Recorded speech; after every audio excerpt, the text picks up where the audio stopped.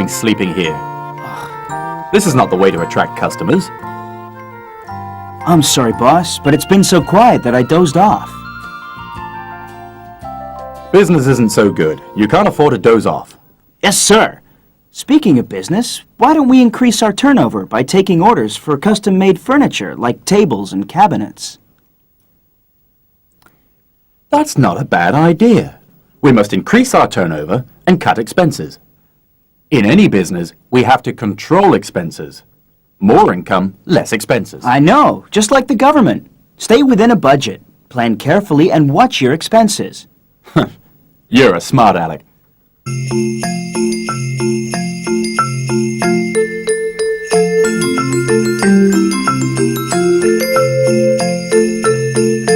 Hey, Tom, is the shop planning some renovation? Yes. I've been checking all the measurements. Good, you're here. Work this out for me. Look, the client wants one triangular floor area covered with marble, and the rest of the floor area covered with wooden floorboards. The wooden floor costs $250 per square meter. The marble costs $1,000 per square meter. So, can you work out the total cost for me? No problem, it's easy. I'll let you know right away. The total floor shape is in fact a rectangle divided into two parts. The marble floor is a triangle. The area of a triangle can be calculated using the formula base times height divided by 2. The two perpendicular sides of 3 and 4 meters are the base and height respectively. 3 times 4 divided by 2 equals 6. So the area of the triangle is 6 square meters. Now, the other part is a trapezium. To calculate its area, we take the upper base plus the lower base times the height and divide by 2. There's a simpler way. The area of the rectangle minus the area of the triangle equals the area of the trapezium. Now I can calculate the cost for you.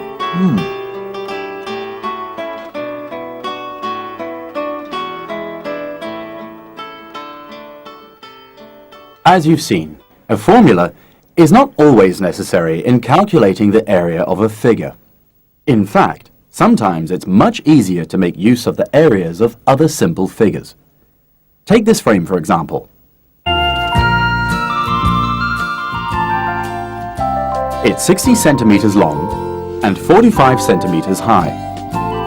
The picture inside is 45 centimeters long and 30 centimeters high. If we want to find the area of the frame around the picture, how would we go about it?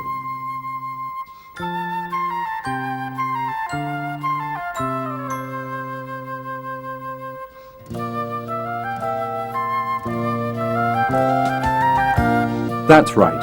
The area we want to measure is equal to the area of the outer rectangle, minus the area of the inner rectangle. So you see, this way is much easier. Let's go a step further with a second example.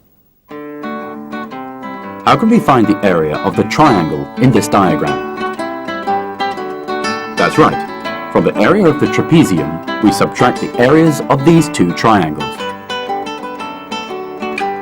If the diagram looks like this, we take the area of the trapezium and subtract the areas of the two smaller trapezia. If the diagram looks like this, we first add together the areas of these two trapezia and then subtract the area of this large trapezium. Hey, Tom, this marble's heavy. Yeah. What's it for? Oh, this piece is going to a sports shop, I think. Yeah, be careful. Right, easy does he.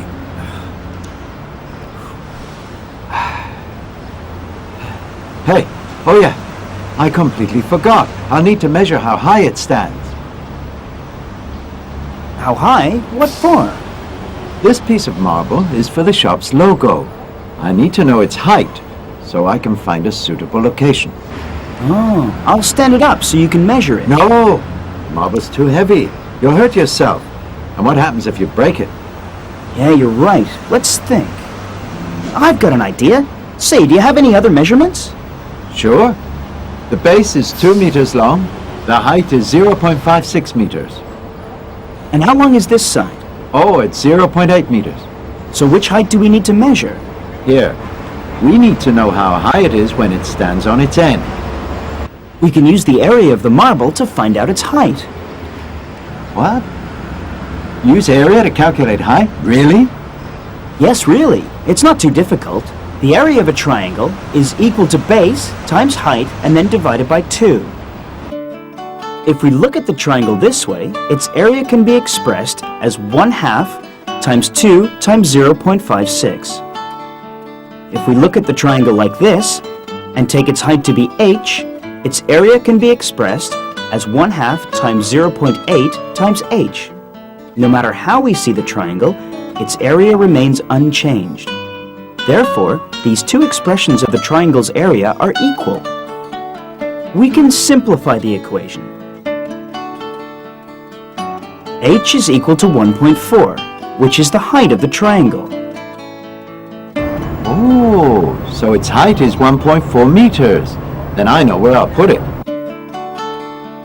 If this side of the triangle is its base, then this vertical line segment drawn from its opposite vertex is its height. If this side is the base, this line segment is its height. Likewise, if this is the base, then this is the height. In other words, a triangle has 3 pairs of bases and heights. The product of each base and height pair is double the area of the triangle, which means, of course, that the products of all 3 pairs are equal. Excuse me, I have a complaint. You overcharged me for that marble table I bought. We're an honest company, madam.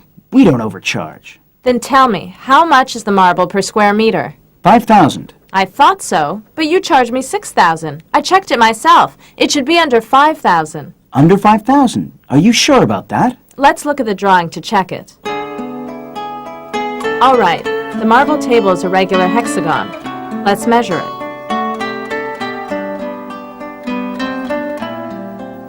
To calculate its area, I divided the hexagon into 2 trapezia.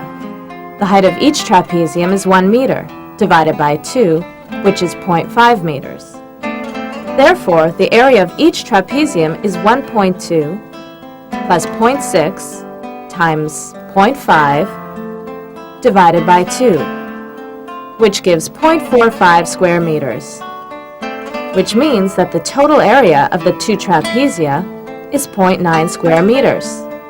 So the area is less than 1 square meter, so I should have paid under 5,000. But that's not the way we calculate the cost. For a more attractive look, we make the table from a rectangular block of marble. Although the waste marble wasn't used, we still had to charge you for the whole rectangle. Do you understand? The area of the original rectangle was 1.2 times 1, which is 1.2 square meters. Therefore, the total cost should be 5,000 times 1.2, which is $6,000. Is that how you calculate it?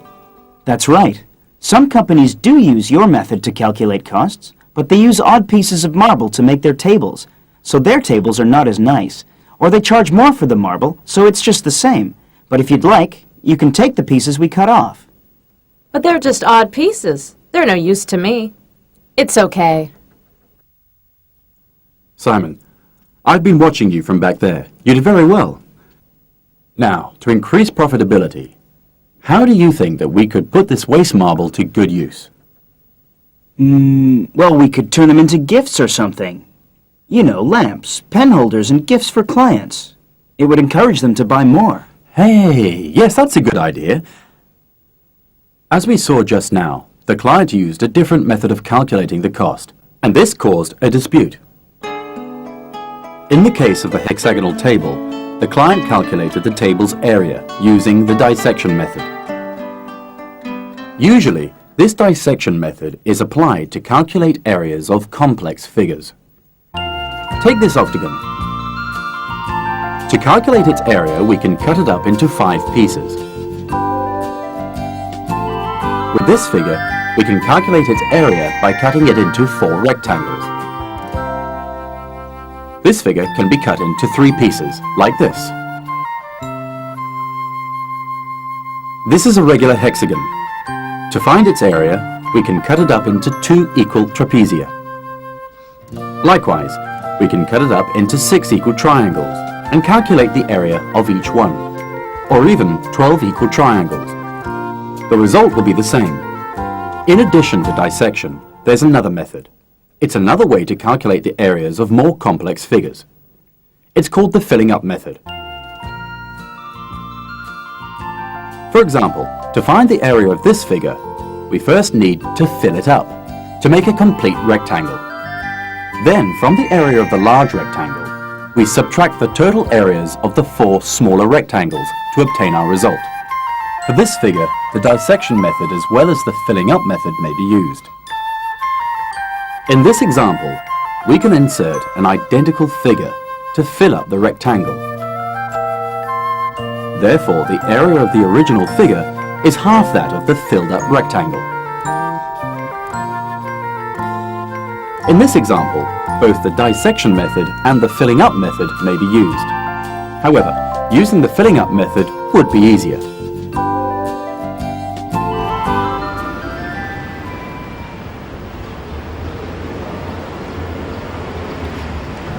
Oh, are these free gifts? They look nice. Yes, they do. They're samples from the factory. Hey, I'm going over to the shop. Do you want me to take them? Oh, sure.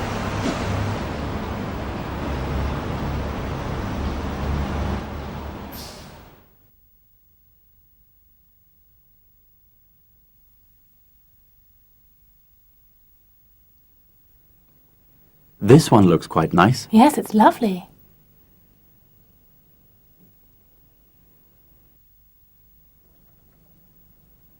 Excuse me. Yes. How can I help you, sir? I'd like some information about those tables. One of them is round and the other one is square, and as we're a big family, we need the bigger one. Do you know the area of the tables? I'll come and measure them.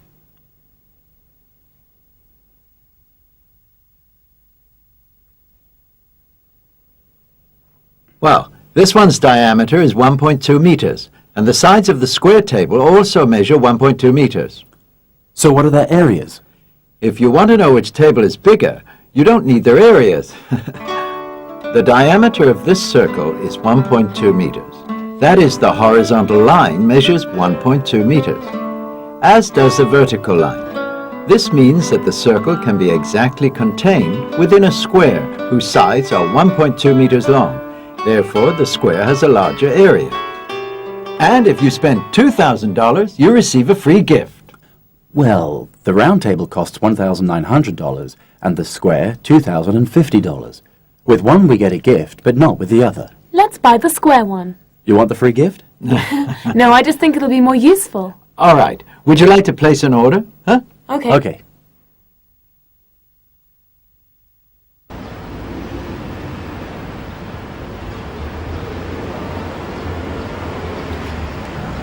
Hey, Simon, lunchtime. Yeah, that's right. Want some? Pizza doesn't agree with me. No, thank you. Tell me, you know those round tables that we have? Well, how do we work out the area of the tables? Do you know how? Hey, I'm sure you do. Oh, if you want to find a circle's area... Hey, wait. Maybe it would be easier if I showed you how using my pizza. If I cut this pizza into 8 equal parts, and then rearrange the parts, I can form this figure. The lateral side of this figure is a radius of the circle, and the top of the figure is a set of arcs, as is the base. These 2 sets of arcs combined together give the circumference of the pizza. The circumference equals 2 times pi times the radius. If we take the radius as r, then the circumference equals 2 times pi times r. This means that the total length of these 2 sets of arcs equals 2 times pi times r. So the length of the base must be half of that. In other words, pi times r. Therefore, the length of the lateral side of the figure is r, and the length of the base is pi times r. If we cut the pizza into smaller parts, let's say 16, then the length of the lateral side of the figure is still r, and the length of the base of the figure is still pi times r. However, the lines at the top and base are not as curved as before. If we now cut the pizza into 32 very small parts, the lateral side of the figure is still r, and the base of the figure remains pi times r. But now, the base looks more like a straight line. When a circle is cut into many, many small parts, the resulting figure looks more like a rectangle. The width of such a rectangle is r, and its length pi times r. The area of the rectangle is equal to its length, pi times r, times its width, r, or more simply, pi times r squared. Therefore, the area of the circle is pi times r squared. Hey, that's really interesting. So the area of a circle can be calculated using the area of a rectangle. Huh. Hey, I know what I'll do. I'll go measure the area of that table. The area of a circle equals pi times r squared. The diameter of the circular table is 1.2 meters, so its radius is 0.6 meters. Therefore, the area of the circular table equals pi times 0.6 squared. Tell me, what is the value of pi? It's a non-terminating decimal. To make things easier, we usually use the value of pi provided by a calculator. Oh, now I get it. Pi times 0.6 squared equals approximately 1.13 square meters. Well, now I know how to do it. Hey, you know, if we were really to cut up your pizza, you'd find yourself with a rectangular pizza. Now, I wonder if it's possible to use the formula Simon explained to me to calculate the area of this worktop. But it's neither a circle nor a square. How can I do it? If you divide it up, you'll have a circle and a rectangle. Really? You're right. The left and right ends can be cut off and combined to form a semicircle. The remaining portion is a rectangle. To find the area of the semicircle, we first calculate the area of the whole circle using the formula pi times r squared. Then we divide this figure by 2 to obtain the area of the semicircle. But what's the value of the radius? If we take 160 minus 100, then divide by 2, we obtain a radius of 30 centimeters. As all the radii are equal, the width of the rectangle is also 30 centimeters. Therefore, the area of the worktop is equal to pi times 30 squared divided by 2 plus 100 times 30. Fine. Now I'll just use your calculator to work it all out, right? Pi times 30 squared, okay? Divided by 2 plus 100 times 30 equals 4,413.7 square centimeters. It wasn't easy to calculate the worktop area, but your method worked fine, thank you. Oh, you're welcome. Hey, do you think you could calculate the area of this wave-shaped logo? It's a peculiar shape, I must say. But yeah, it's possible. Really? Let's take some measurements.